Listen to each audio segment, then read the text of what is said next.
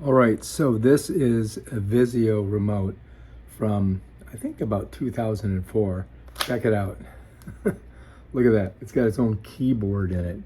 I mean, it's crazy. Look at all the functionality.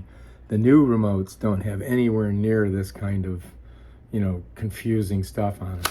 But the question was, how do you change the batteries in this? Well, if you go to the back, you're going to see there's a little compartment right here. And all you got to do is pop it, and it just slides out, and it takes these AA batteries. You need 2 of them. So to get them out, what you're going to do is you're going to put your finger here, pull it just like that, and I used the Rayovacs. Get those out of there, and you have to slide this one all the way up to get it out, right? And then it pops out. If you look inside there, you're going to see it kind of tells you how you're supposed to put them in.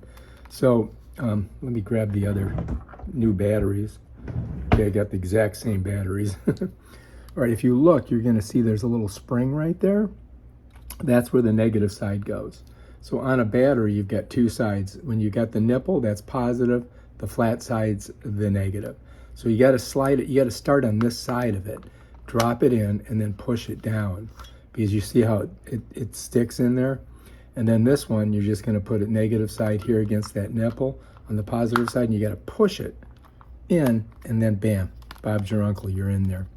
And then all you got to do is grab your door, and you're just going to set it on there like this.